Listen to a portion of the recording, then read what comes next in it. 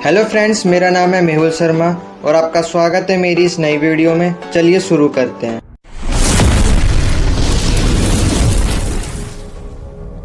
दोस्तों, आज हम करने वाले हैं आपका बिजनेस कम्युनिकेशन का सेकंड लेसन, जिसका नाम है इफेक्टिव राइटिंग। उससे पहले अगर आप चैनल पे पहली बार आए तो चैनल को सब्सक्राइब कर दीजिए और वीडियो को लाइक कर दीजिए। और अगर आपको इसकी पीडीएफ चाहिए तो आपको टेलीग्राम पे मिल जाएगी, हिंदी और इंग्लिश दोनों में। तो अभी जाइए और वहाँ पे ज्वाइन हो जाइए। तो दोस्तों, इस लेसन में हम पढ़ने वाले हैं कि रिटर्न कम्युनिकेशन क्या होती है और उसको हम कैसे सुधार सकते हैं, उसके क्या क्या एडवांटेज और डिसएडवांटेजेस होते हैं। अब आप सभी जानते हैं कि जब भी हम किसी कंपनी में काम करते हैं, हम अपना कोई बिजनेस चलाते हैं, तो वहाँ पे रिटर्न कम्युनिकेशन का काफी ज्यादा इंपॉर्टेंट रोल होता है ना। चाहे वो आपका रिपोर्ट लिखनी हो, कोई भी है ना, ईमेल लिखना हो, लेटर लिखना हो, है ना, और कई भी सारी चीजें लिखनी हो, वो सब जो आप लिखेंगे तो आप रिटर्न कम्युनिकेशन का ही इस्तेमाल करेंगे।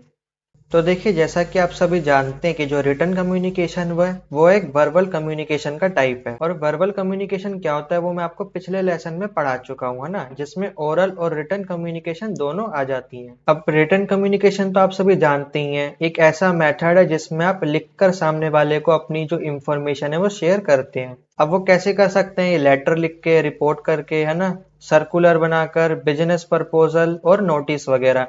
तो ये सब माध्यम से आप रिटर्न कम्युनिकेशन के माध्यम से जो भी इंफॉर्मेशन है वो शेयर कर सकते हैं। अब देखिए, रिटर्न कम्युनिकेशन के क्या क्या एडवांटेजेस होते हैं। सबसे पहला है कि जो रिटर्न डॉक्यूमेंट होता है वो प्रिसाइज होता है, यानी जो रिटर्न डॉक्यूमेंट है वो काफी ज्यादा सटीक होता है। सटीक का मतलब जो भी चीजें उसमें लिखी होती हैं वो काफी ज्यादा बारीकी से लिखी जाती है ना। कोई भी आप बातें वगैरह करते हैं तो आप एक दो चार जो बातें हैं वो ज्यादा ही बोल जाते हैं ना। लेकिन जब भी आप लिखते हैं तो आप वही चीजें लिखते हैं जो आपको सामने वाले को बतानी होती है। तो सारी जो चीजें है ना उसमें बारीकी से और जो इंफॉर्मेशन जो डिटेल में है वो सब लिखी जाती है। कहने का मतलब ये कि सिर्फ काम की चीजें ही लिखी जाती है ना। क्योंकि बोलने को तो आप कुछ भी बोल सकते हैं, भले ही वो काम की हो चाहे ना हो, लेकिन जो भी आप लिखेंगे, लिखने में एफर्ट लगता है, जोर लगता है ना। तो आप सिर्फ वही चीजें लिखेंगे जो काम की हैं। और जो रिटर्न डॉक्यूमेंट्स होते हैं वो रिकॉर्ड को मेंटेन करने में हेल्प करते हैं और फ्यूचर रेफरेंस में भी काम करते हैं।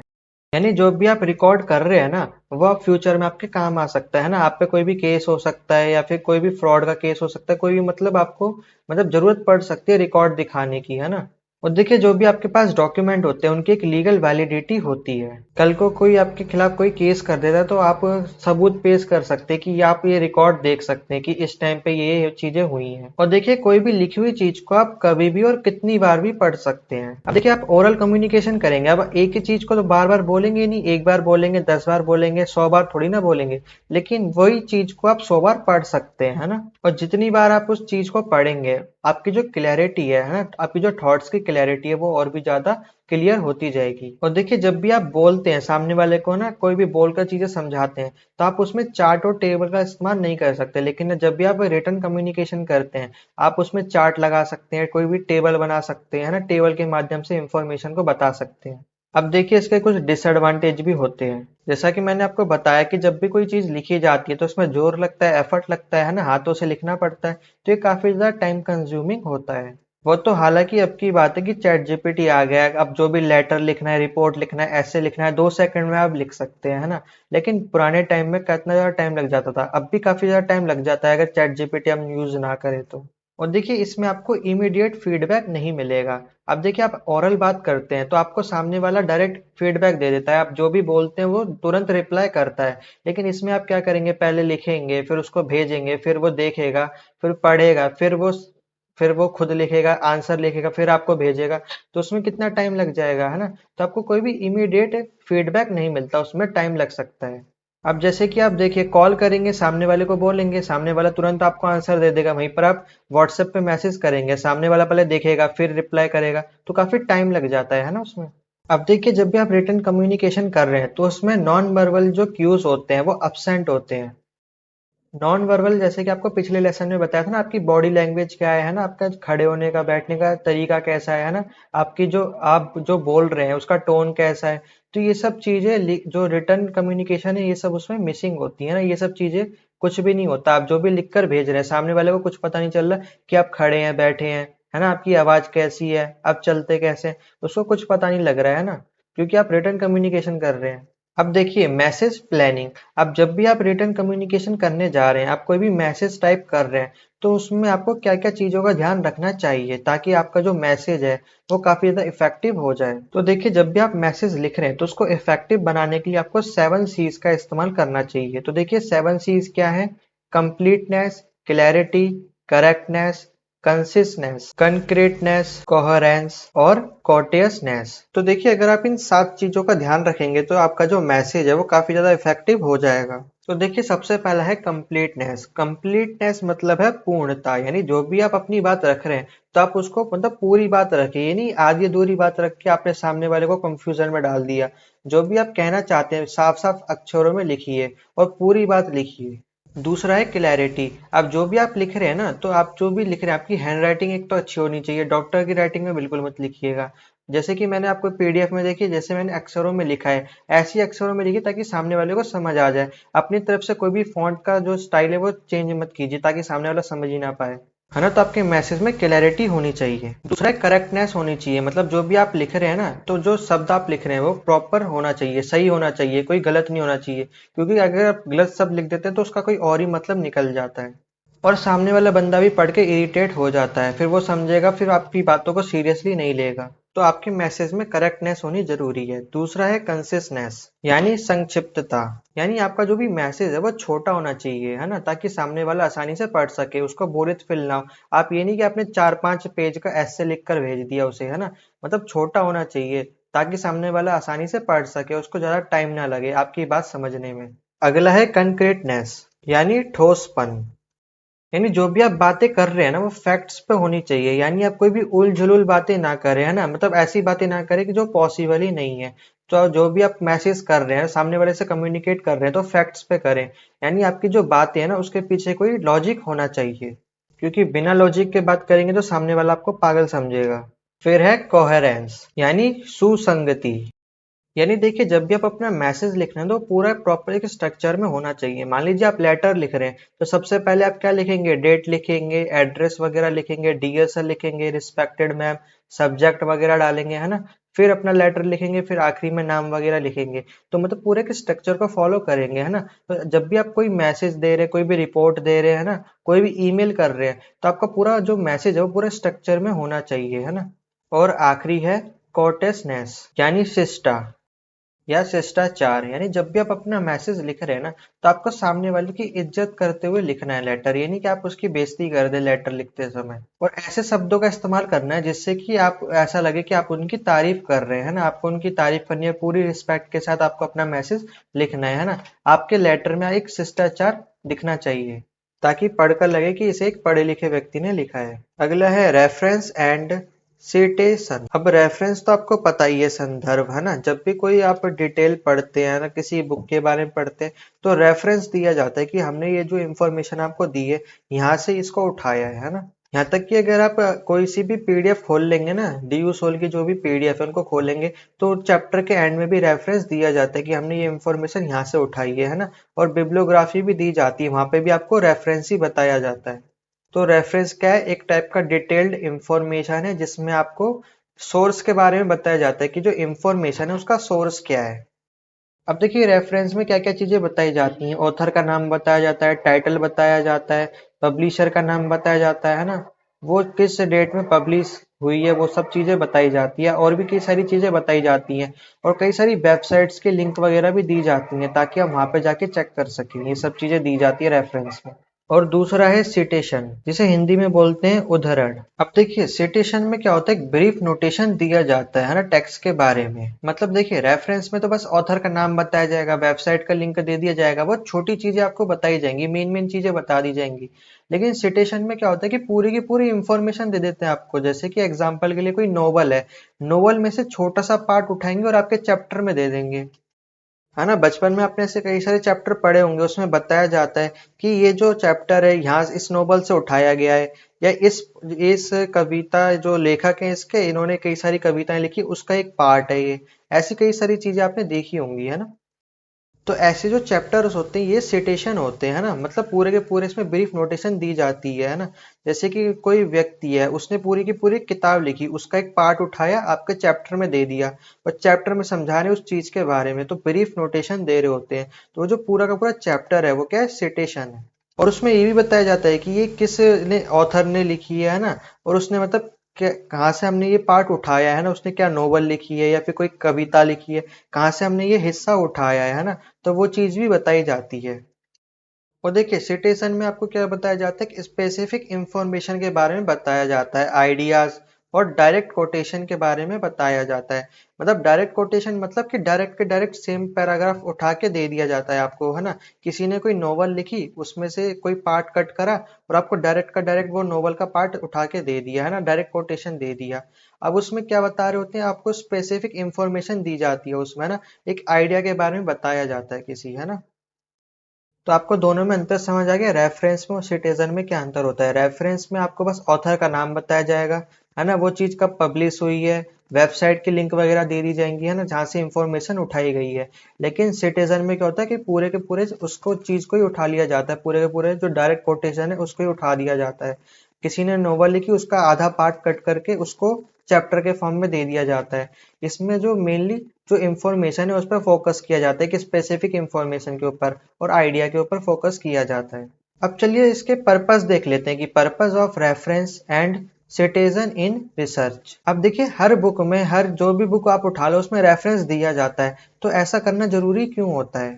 तो इसका पहला कारण होता है एक्नॉलेज सोर्सेज। अब देखिए अगर आप कोई भी बात दूसरे को बता रहे हो और अगर आपने उसका सोर्स बता देते हैं तो सामने वाला आपकी बात को मान लेता है ना, क्योंकि आपने उसका सोर्स बता दिया कि इस सोर्स से मैंने आपको ये चीज बताई है ना, तो सामने वाला बिलीव कर लेता है कि हाँ ये बात क्या है, सच्ची है, और उसको एक्नॉलेज कर लेता है, यानी स्वीकार कर लेता है कि हाँ ये बात सच्ची है, सही बात है।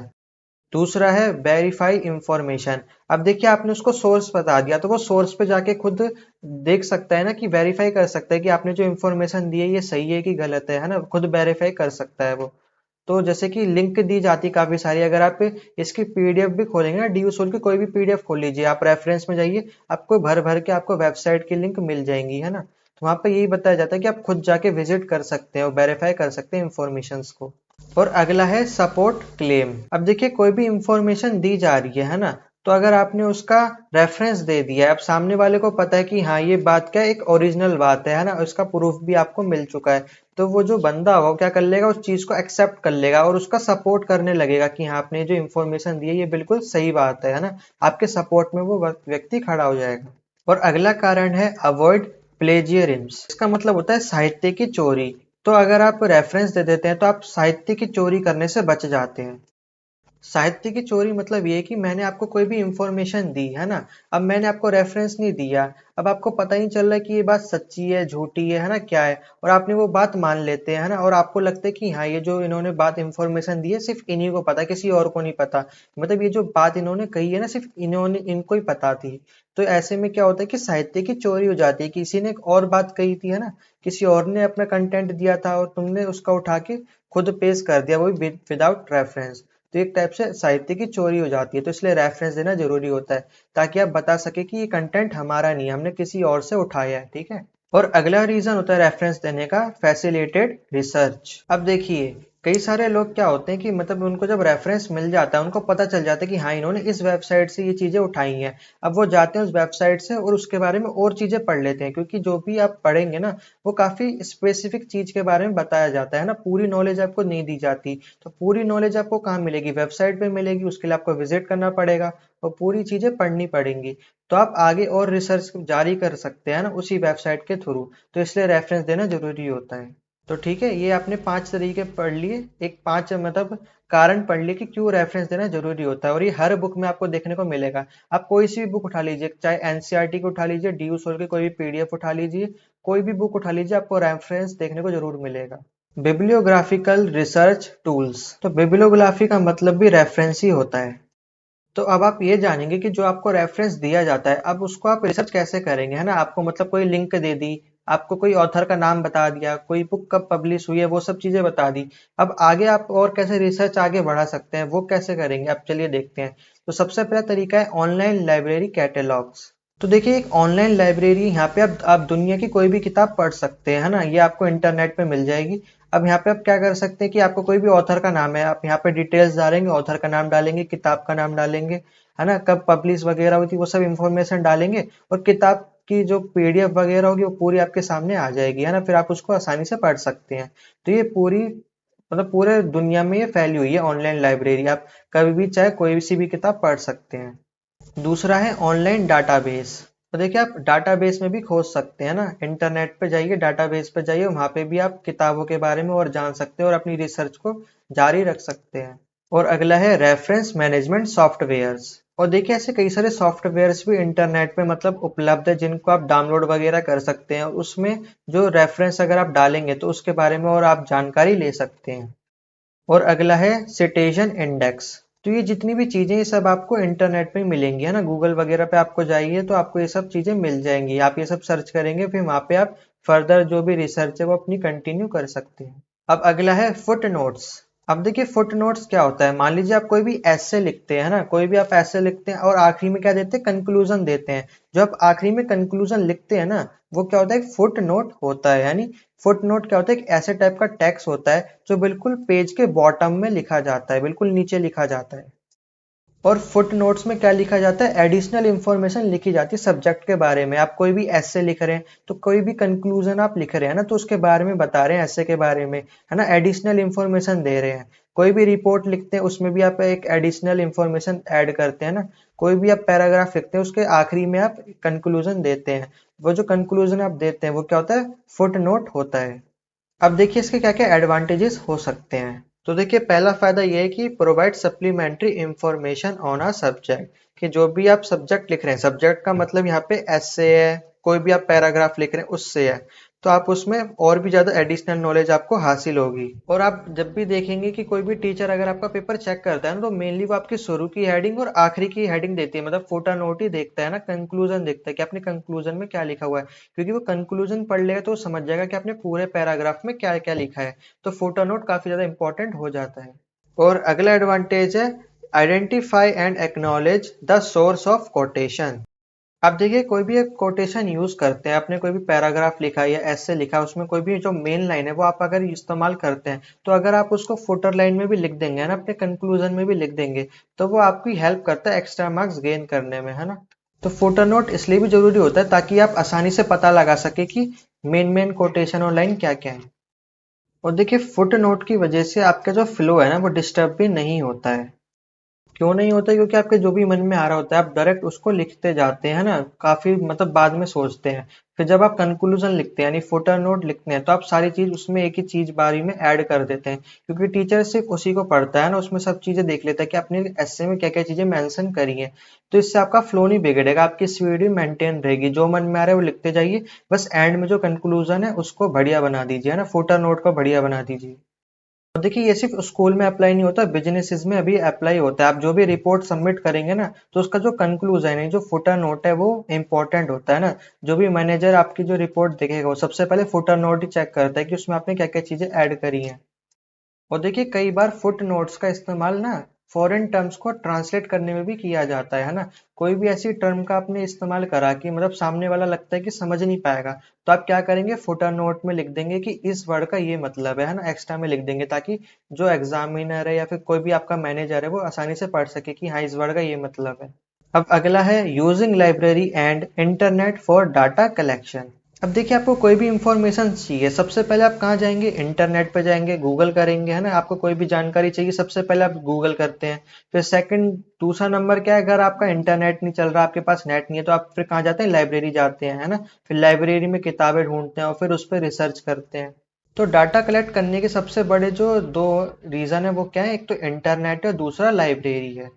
सिर्फ इन्हीं दो जगहों से आप सबसे ज्यादा डाटा कलेक्ट कर सकते हैं। अब देखिए अगर हम आज के समय की बात करें तो जितने भी स्टूडेंट्स हो गए, प्रोफेशनल्स हो गए, रिसर्चर्स हो गए, स्कॉलर्स हो गए, है ना, ये जितने भी जो लोग होते हैं, सब जो डाटा कलेक्ट करते हैं, ये सब कहाँ से करते हैं, इंटरनेट से करते हैं और लाइब्रेरी से करते हैं। तो देखिए डाटा कलेक्शन क्या है, एक टाइप का सिस्टमेटिक वे है जिसमें हम क्या करते हैं, इंफॉर्मेशन को गैदर करते हैं, इकट्ठा करते हैं, और फिर उसको उन फैक्ट्स को रिकॉर्ड कर देते हैं, है ना, एक जगह लिख कर रख देते हैं, ताकि ये चीज रिकॉर्ड हो जाए और आगे वाली जनरेशन को भी ये इंफॉर्मेशन मिलती रहे। अब देखिए डाटा को जब भी कलेक्ट किया जाता है तो उसके पीछे क्या क्या उद्देश्य हो सकते हैं। सबसे पहला तो ये कि provide answers to crucial questions. अब देखिए आने वाली जनरेशन सवाल पे सवाल पूछती जाती है ना। अब अगली जनरेशन आएगी, वो पहली वाली जनरेशन से पूछेगी कि ये क्यों होता है, ये ऐसे क्यों होता है।